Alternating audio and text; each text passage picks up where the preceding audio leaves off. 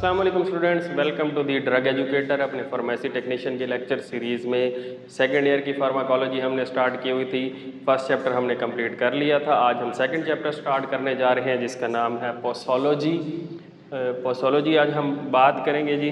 Pharmacology में posology क्या होती है, ये फार्माकोलॉजी की ब्रांच है, तो डेफिनेशन में आपने उसी तरह ऐड करना है जिस तरह से हर डेफिनेशन में आप ऐड करते होते हैं। ब्रांच ऑफ फार्माकोलॉजी अब ये किसके साथ डील करती है? डोजेज के साथ। Branch of pharmacology that deals with doses of drugs is known as posology. ये आपने इसकी डेफिनेशन याद कर लेनी है। अब एग्जाम्पल दूँ आपको, आपने कोई ड्रग स्टडी की है, पैरासीटामोल आप यूज़ कर रहे हैं। अब आपने कितनी पैरासीटामोल लेनी है? 500 मिलीग्राम, 1000 मिलीग्राम, 1500 मिलीग्राम। और पैरासीटामोल एक तो कितनी लेनी है और कितने टाइम बाद लेनी है? मतलब 4 घंटे बाद आपने फिर दोबारा लेनी है, 8 घंटे बाद दोबारा लेनी है, जिसे आम ज़बान में हम कहते हैं दिन में 2 मरतबा डॉक्टर लिखते हैं, सुबह शाम या सुबह दोपहर शाम, दिन में 3 मरतबा। अब ये चीज़ स्टडी करना कि ड्रग जो है कितनी लेनी है, कितनी मरतबा लेनी है और कितने अरसे तक लेनी है, यानी 8 दिन लेनी है, 10 दिन लेनी है। तो अक्सर डॉक्टर लिखते हैं ना कि जनाब सुबह दोपहर शाम 500 मिलीग्राम, सुबह दोपहर शाम 10 दिन तक। तो ये प्रॉपर स्टडी जो है ये पोसोलॉजी के अंदर आती है। ठीक है, तो पोसोलॉजी में कुछ टर्म्स हैं जो मोस्ट कॉमनली यूज़ होती हैं, आपको इनका पता होना ज़रूरी है।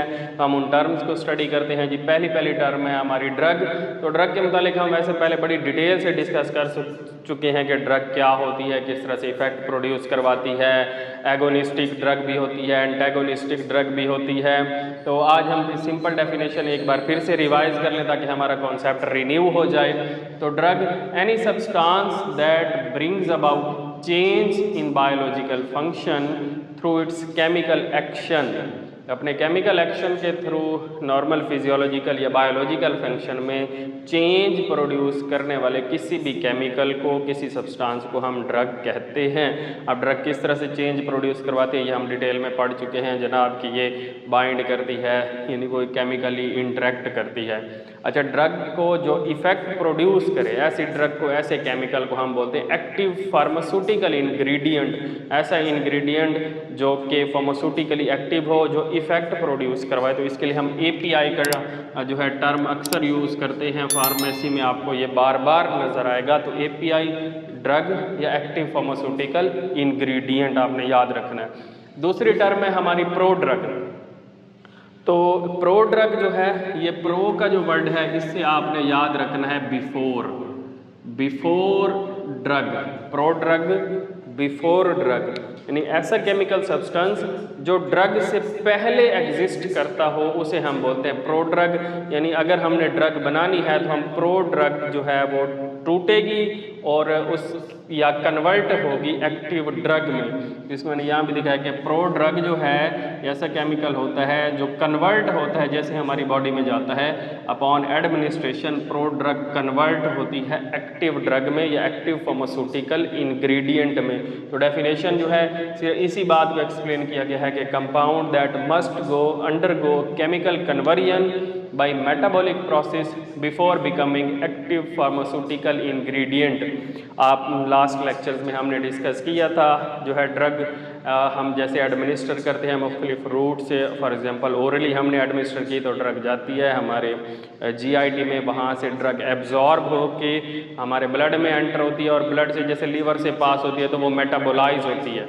तो प्रो ड्रग जो है ये एब्जॉर्ब होती है। ये क्यों बनाई जाती है, बड़ी डिटेल है। ये एब्जॉर्ब होती है हमारे जीआईटी से नॉर्मली, जिस तरह से कोई भी ड्रग एब्जॉर्ब होती है और फिर ब्लड में जाती है, ब्लड से ही जाती है लीवर में। लीवर इसको तोड़ता है, इसको मेटाबोलाइज करता है। मेटाबॉलिज्म के बाद जो इसके मेटाबोलाइट्स बनते हैं वो एक्टिव होते हैं फार्मास्यूटिकली। प्रो ड्रग बजाते खुद फार्मास्यूटिकली एक्टिव नहीं होती। ये इफ़ेक्ट या फार्मास्यूटिकल इफ़ेक्ट या फार्माकोलॉजिकल एक्शन प्रोड्यूस नहीं कर सकती। ये फार्मास्यूटिकली फार्माकोलॉजिकली इनएक्टिव होती है। जब ये बॉडी में एंटर होती है ये मेटाबोलाइज होकर एक्टिव फार्मास्यूटिकल इंग्रेडिएंट में कन्वर्ट होती है, जिसका अपना फार्माकोलॉजिकल एक्शन होता है। तो हम नॉर्मल अपने प्रोसेस बॉडी के प्रोसेस को यूज़ करते हैं इसको एक्टिव ड्रग में कन्वर्ट करने के लिए। इसकी भी वजह है कि अगर हमें इसे एक्टिव ड्रग में कन्वर्ट करना पड़ता है तो हम डायरेक्ट एक्टिव ड्रग क्यों नहीं देते, हम ये पहले जो है इनएक्टिव ड्रग क्यों देते हैं। तो इसकी जो है बड़ी वजूहात होती हैं। मैं कुछ सादा एक मिसाल दूँ तो अक्सर ऐसा होता है कि कुछ ड्रग्स जो हैं वो टॉक्सिक होती हैं या इरिटेशन कॉज करती हैं।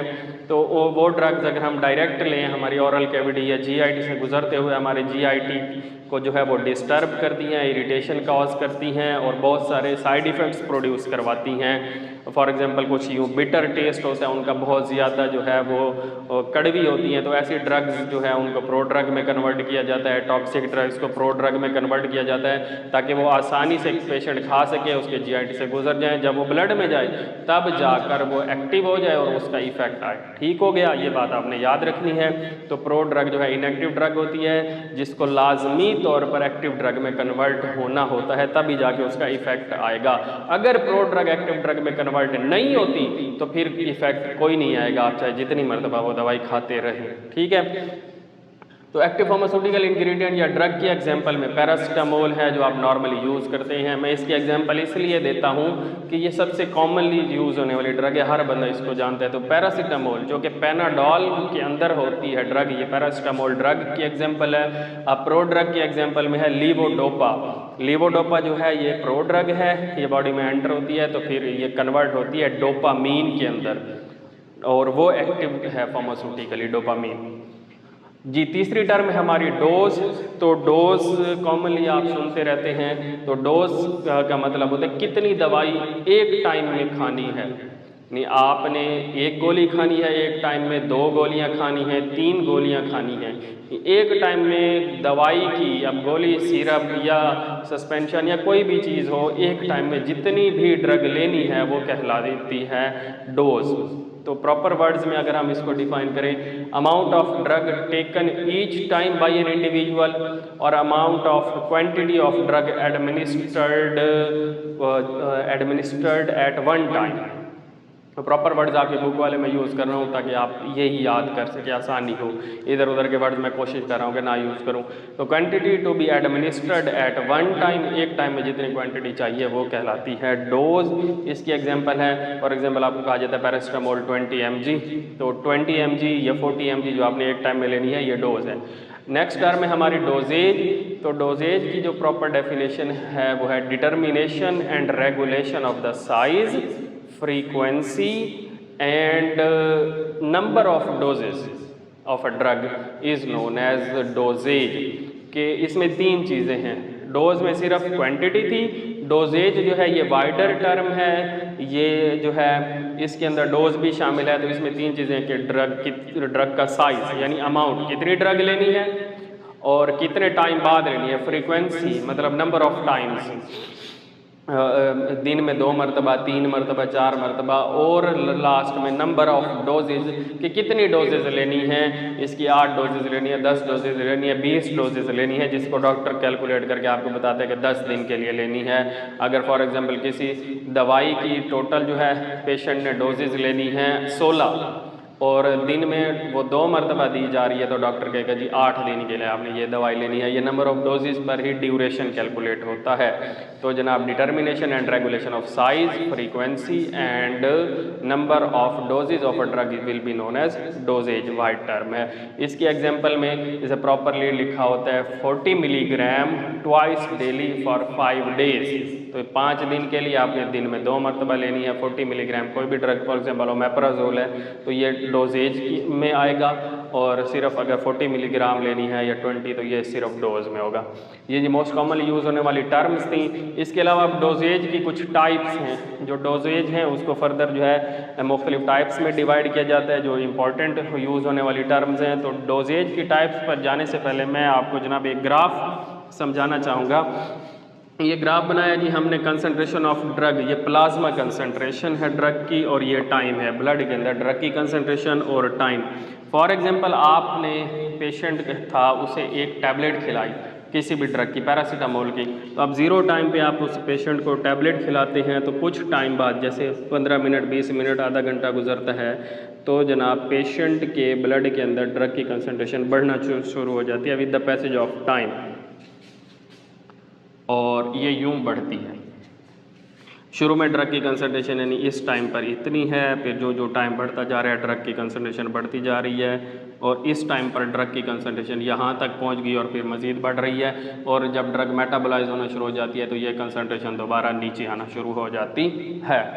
अब ये ग्राफ है, इसमें टाइम, कंसंट्रेशन और ये ड्रग की कंसंट्रेशन टाइम ग्राफ है। इसमें अगर आप नोट करें तो शुरू के टाइम के अंदर ड्रग की कंसंट्रेशन बहुत कम होती है। अब हम इसको इफ़ेक्ट के हिसाब से देखते हैं कि ड्रग अपना फार्माकोलॉजिकल इफ़ेक्ट तब प्रोड्यूस करवाती है। अब ये मैं आपको जो बात बता रहा हूँ याद रखिएगा, टेक्निकल बात, कि ड्रग अपना फार्माकोलॉजिकल एक्शन एक ख़ास कंसंट्रेशन पर प्रोड्यूस करवाती है। ब्लड में एक ख़ास कंसंट्रेशन होना ज़रूरी है, तभी ड्रग अपना इफ़ेक्ट देगी।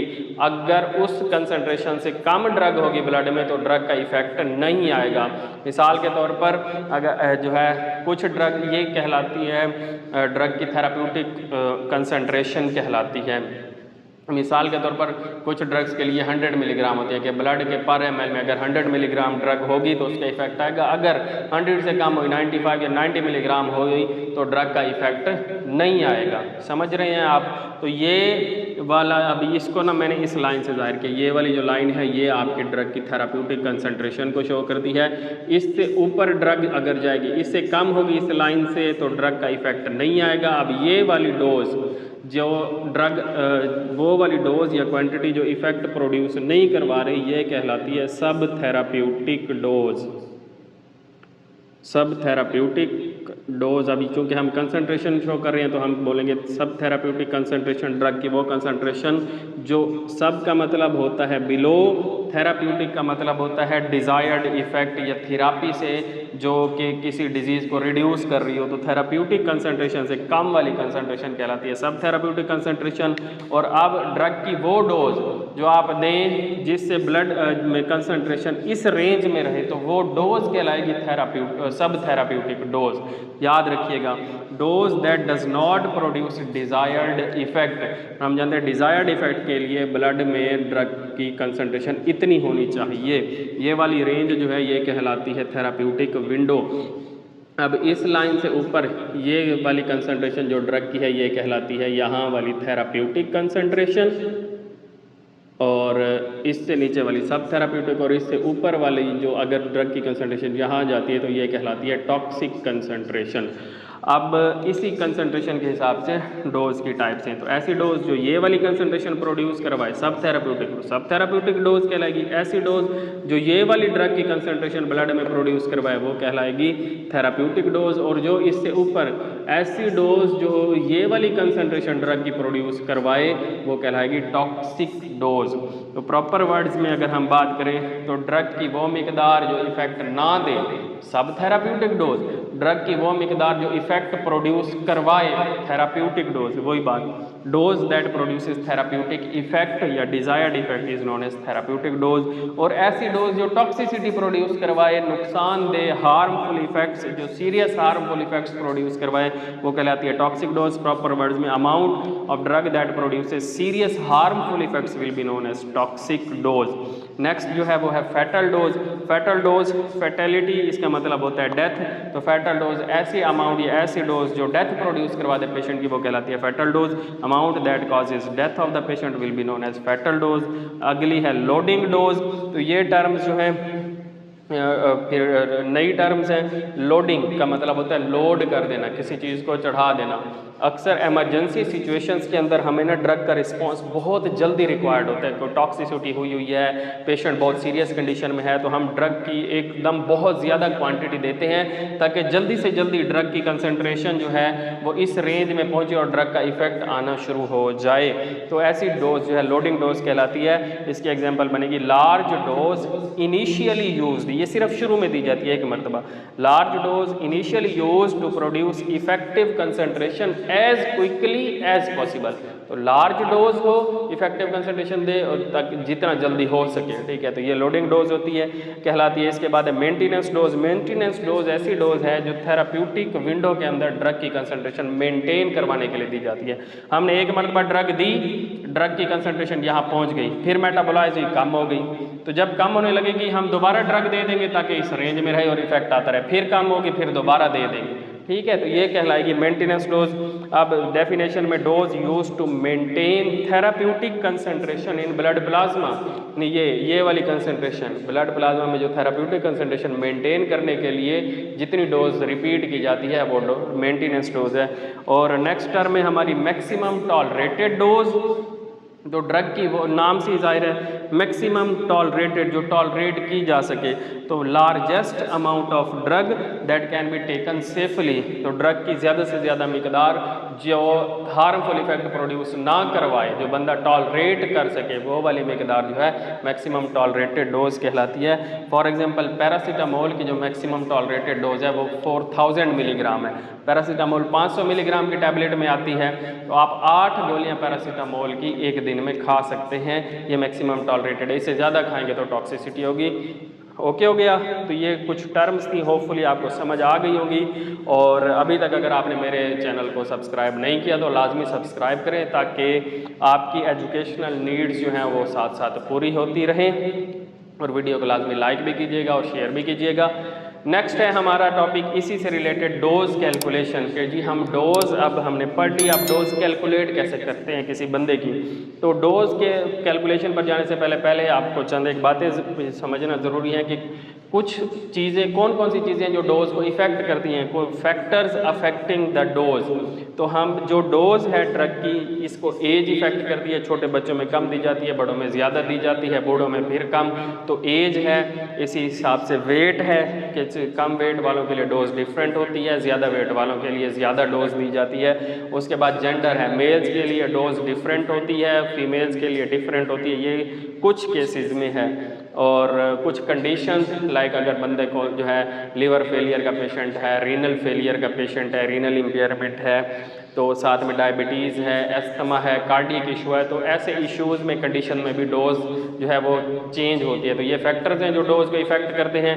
अब डोज कैलकुलेट कैसे करेंगे, तो एक है अडल्ट डोज। पहले हम कुछ टर्म पढ़ते हैं। अडल्ट डोज, अडल्ट का मतलब होता है ऐसा बंदा जो बिल्कुल जवान हो, अडल्ट हो। तो अडल्ट को जो डोज दी जाती है, ड्रग की जो अमाउंट दी जाती है वो अडल्ट डोज कहलाती है। Dose for 18 to 60 year person is known as adult dose.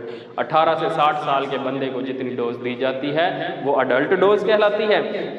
अब हम इसको कैलकुलेट कैसे करेंगे, ये हम याद जो पढ़ रहे हैं ना, ये बच्चों की डोज कैलकुलेट करने की। अडल्ट डोज बड़ी लंबी चौड़ी बातें हैं, वो रिसर्च की बातें हैं। तो पहला जो है डोज कैलकुलेशन का, बच्चों की डोज कैलकुलेशन का जो फार्मूला है एक साइंटिस्ट ने दिया था, यंग्स ने, तो इसे बोलते हैं हम यंग्स फार्मूला। ये अडल्ट डोज की बुनियाद पर बच्चों की डोज निकालने के लिए यूज़ होता है। ये ऐसे बच्चे जिनकी एज 2 से 17 साल हो उनके लिए यूज़ होता है। तो 2 से 17 साल वाले बच्चों की डोज अडल्ट डोज से हम निकालते हैं इस फार्मूले के ज़रिए से। फार्मूला क्या है, फार्मूला है जी चिल्ड्रन डोज ये will be equal to age of the children in years multiplied by adult dose divided by age in years plus 12। तो इस फार्मूले को यूज़ करते हुए हम निकालेंगे बच्चे की डोज। कैसे, यहाँ मैंने आपको एक एग्जांपल दी है। फ़र्ज़ करें एक ड्रग है, उसकी अडल्ट डोज है 120 मिलीग्राम और हमें कहा गया कि एक बच्चे के लिए डोज निकालें और बच्चे की एज है 10 ईयर्स। तो हम यही फार्मूला यूज़ करेंगे, child dose will be equal to बच्चे की एज, तो एज थी 10 ईयर्स और जो अडल्ट डोज है वो 120, तो 10 multiplied by 120 divided by age in years plus 12, तो एज 10 प्लस 12 ये हो जाएगा 1200 डिवाइडेड बाई 22, तो डिवाइड करेंगे तो 54.5 मिलीग्राम। अडल्ट डोज थी ड्रग की 120, लेकिन 10 साल के बच्चे को अब आप उसे देंगे तकरीबन 54 या 55 मिलीग्राम ड्रग देनी है, तो ये कम हो गई। ठीक हो गया, इस तरह से निकालनी है। और दूसरा है क्लार्क्स फार्मूला, ये इन्फेंट्स की डोज, जो न्यू बॉर्न बेबी हो, बर्थ से 1 साल तक के बच्चों की डोज निकालने के लिए जो है वो क्लार्क्स फार्मूला यूज होता है। ये भी अडल्ट डोज की बुनियाद पर डोज कैलकुलेट करता है और इसका फार्मूला है infant dose is equal to weight. यहाँ वेट यूज होता है बच्चे का, वहाँ एज हो रही थी। वेट इन पाउंड, पाउंड में यूज़ करना है multiplied by adult dose divided by 150। तो पाउंड में वेट यूज़ करना है, अडल्ट डोज से मल्टीप्लाई करना है, 150 से डिवाइड कर देना है। अब पाउंड में अगर वेट दिया हो तो वेल एंड गुड, अगर बच्चे का वेट पाउंड में नहीं दिया हुआ तो आपने ये फार्मूला यूज़ करना है पाउंड में वेट निकालने के लिए। 1 किलो वेट जो है वो 2.205 पाउंड के इक्वल होता है। अब मैं इसको कन्वर्जन दिखाता हूँ आपको। अगर 2 किलो का बच्चा होगा तो आप 2.205 से मल्टीप्लाई कर देंगे, जितने किलो का होगा उससे मल्टीप्लाई कर देंगे। एग्जांपल दी है मैंने आपको कि एक जनाब अडल्ट ड्रग है, उसकी अडल्ट डोज है 100 मिलीग्राम, और एक इन्फेंट के लिए आपने डोज निकालनी, और इन्फेंट का वेट है 2 kg। तो यही फार्मूला यूज़ करेंगे, इन्फेंट डोज। अब वेट आपने पाउंड में लेना है, आपके पास केजी में है तो आप 2 को मल्टीप्लाई कर देंगे 2.205 इसी फैक्टर से, और फिर वही फार्मूले में जो है अडल्ट डोज। अब अडल्ट डोज है ड्रग की 100 mg, तो 100 से मल्टीप्लाई कर दें डिवाइडेड बाई 150। ठीक है, समझ आ रहा है? तो सारे डिवीजन करें तो टोटल आपके पास जो इन्फेंट डोज बनती है 2.94 मिलीग्राम, तकरीबन 3 मिलीग्राम। जो अडल्ट डोज 100 मिलीग्राम है, बच्चे में जो है वो 3 मिलीग्राम यूज़ होगी। तो होपफुली आपको ये डोज कैलकुलेशन समझ आई होगी, मुख्तलिफ टाइप्स डोजेज की और टर्म्स जो यूज़ होती हैं पोसोलॉजी में। तो लेक्चर अच्छा लगे तो लाजमी जो है चैनल को भी सब्सक्राइब करें, वीडियो को भी लाइक करें, दोस्तों के साथ शेयर कीजिएगा। मिलते हैं अपने नेक्स्ट लेक्चर के साथ, तब तक अपना ख्याल रखिएगा। अल्लाह हाफिज़।